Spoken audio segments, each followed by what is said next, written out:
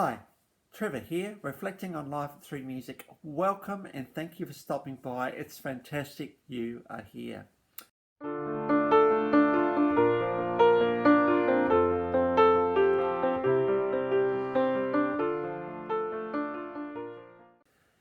Well, I trust you enjoyed my last video on David Guetta, the DJ genius, and through his song When Love Takes Over, which of course had Kelly Rowland singing lead vocals on that one.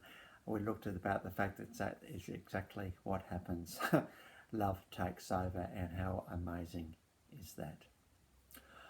Well, there's a bit of a link from there to where we're going today, because the lass we're talking about today is an absolute superstar, and she certainly does have a link to Kelly Rowland. And this is through the group Destiny's Child that formed in 1990. Kelly Rowland, Michelle Williams, and the lass we're talking about today.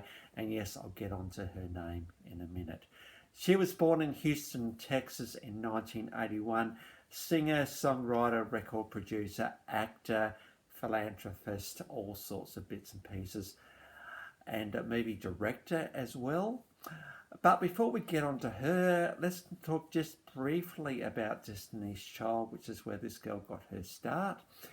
It's again formed in 1990 with Kelly Rowland and Michelle Williams, and between 1998 and 2004, 5 studio albums, 5 compilation albums, 3 video albums, 20 video music videos, 1 EP, 23 singles, and it's estimated they have sold 60 million albums, making these girls one of the most successful girl groups of all time. Now, I'm not going to say too much more about these girls because we're going to be doing a video on Destiny's Child a little bit later in the series, because we are in D at the moment, even though this one starts with B. And so, yeah, 168 nominations, 117 wins, 3-time Grammy Award winners, Brit Award winners, and also a star on the Hollywood Walk of Fame and many MTV Music Awards. Now, in 2006, at an NBA All-Star game, Destiny's Child performed their last concert. And while Destiny's Child was going, their lead singer, and we might as well mention her name, Beyonce, was getting noticed. Now, when we talk about Beyonce, we're talking about an absolute superstar. She's got an incredible voice. She's got incredible dance moves. Very much, when I think of Beyonce and her dance moves, I think a little bit of Michael Jackson a little bit here. I think it's a bit of an influence there. But she's such a compelling performer on stage. Incredible voice. She looks great. And yeah, she has had worldwide success, because between 2003 and 2016 there's been 6 studio albums, 5 live albums, 65 singles, and it's estimated she has sold 118 million albums. Now, if you sell over 100 million, you're doing really, really well. So she's one of the most successful ever. Bit of context, the Beatles have sold 600 million. She sold 118, so there we go. She's also been in 10 movies. A couple that I can think of are the Disney's remake of The Lion King, where she was one of the voices in that, and where some singing needed to happen. And she's also directed 4 movies as well. Another movie that she was in was Dreamgirls, very much the rise to fame and stardom and finding herself, and amongst all of that, she had a lead role in that one as well. Now, Beyonce has been nominated 1,355 times for various awards. That is incredible. And if you put that alongside the $118 million album sales,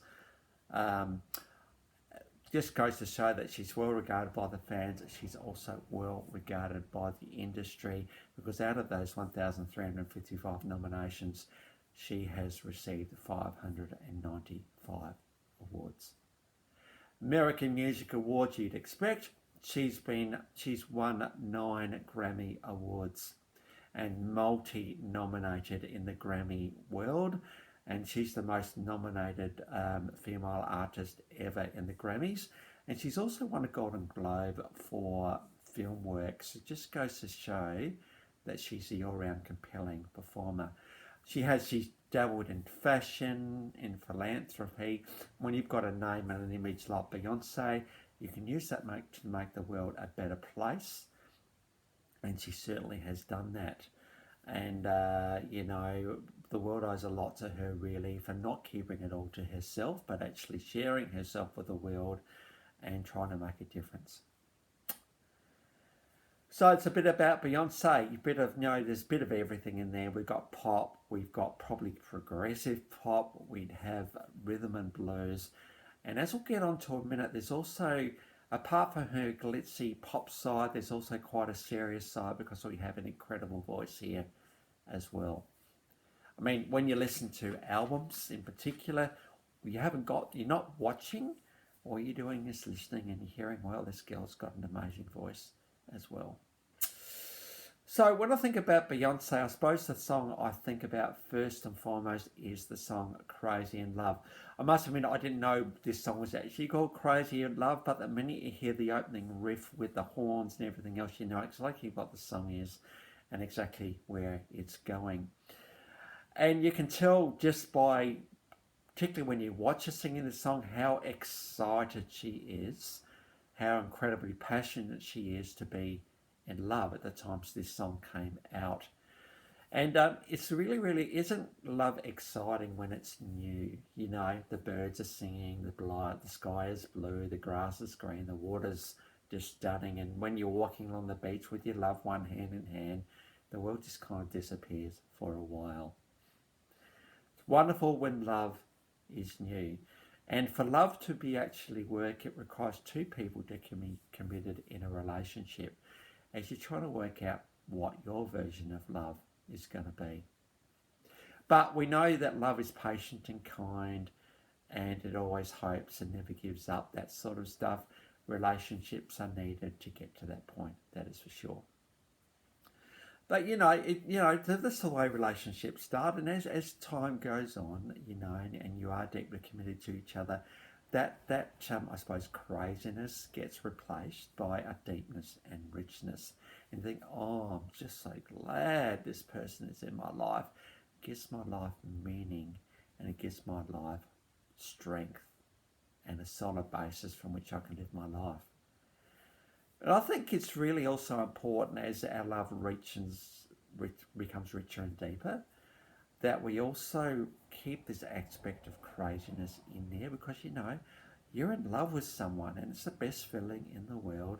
It's more than a feeling, it's a conviction almost. And why would you want it to take it for granted? So sometimes, love can sometimes become a little bit stale. Let's just say relationships can become a bit stale. And you think, oh yeah, whatever.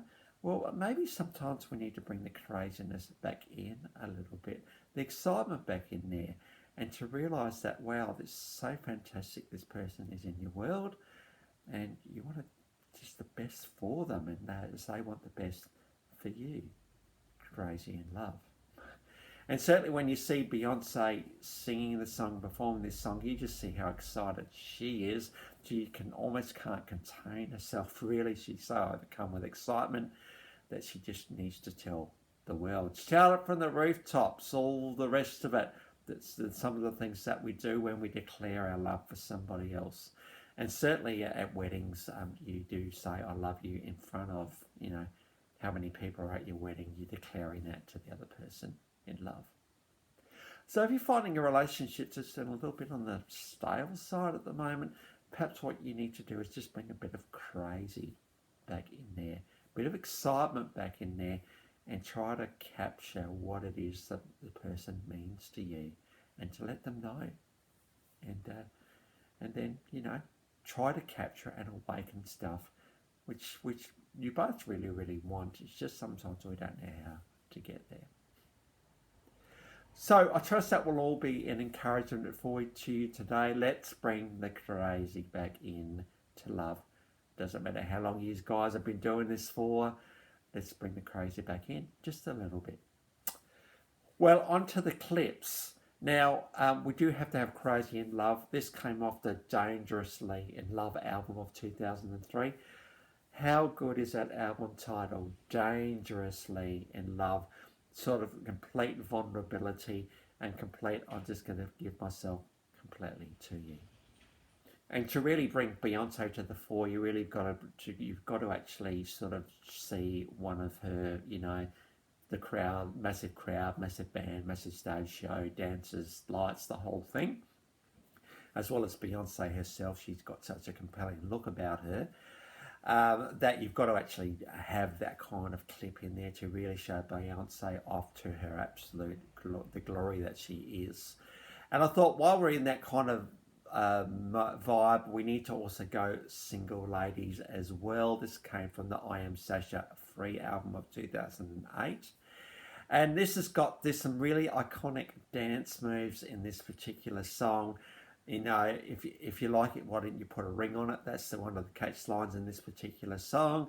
And certainly these dance moves have captured the world ever since they were released.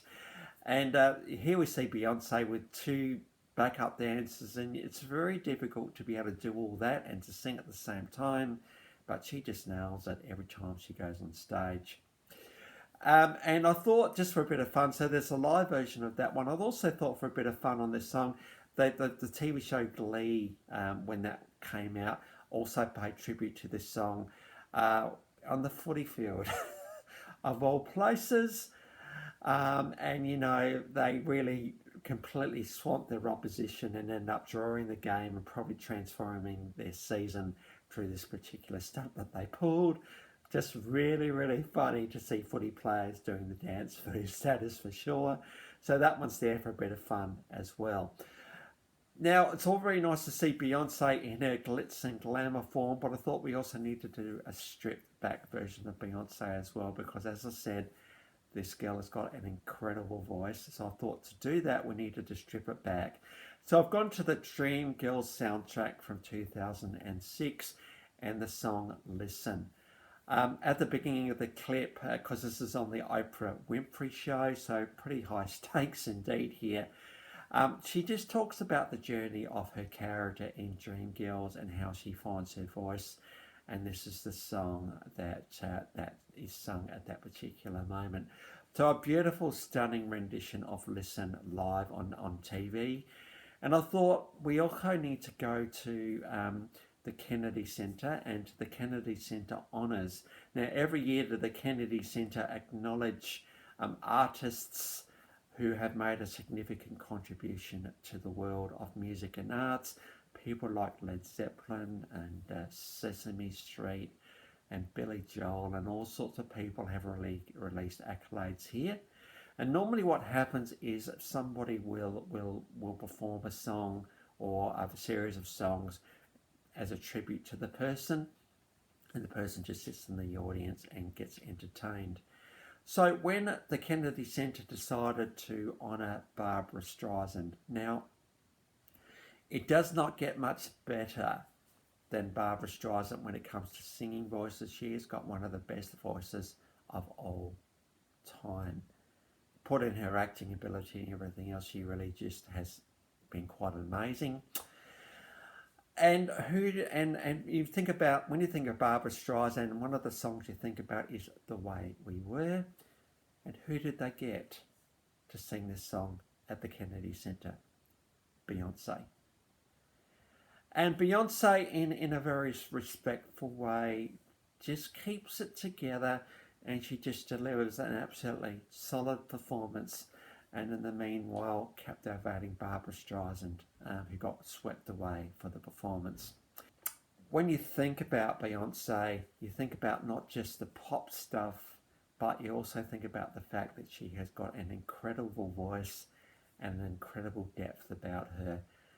Just makes her such a compelling act. So all the links to all those clips are in the descriptions below, so that's where you'll see them. And I've also, by the way, included my last clip from David Guetta, so if you want to recap on that one, feel free. Well, if you've come back for another one, or this is your first time to Live Reflections Through Music, great to see everybody here. Thank you for hanging around to the end. Well, Well, that's it for today. Next time, we're going to, again, inspired by David Guetta. It's funny how artists inspire other artists.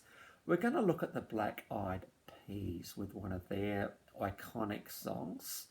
So until then, I'll catch you around. Bye for now.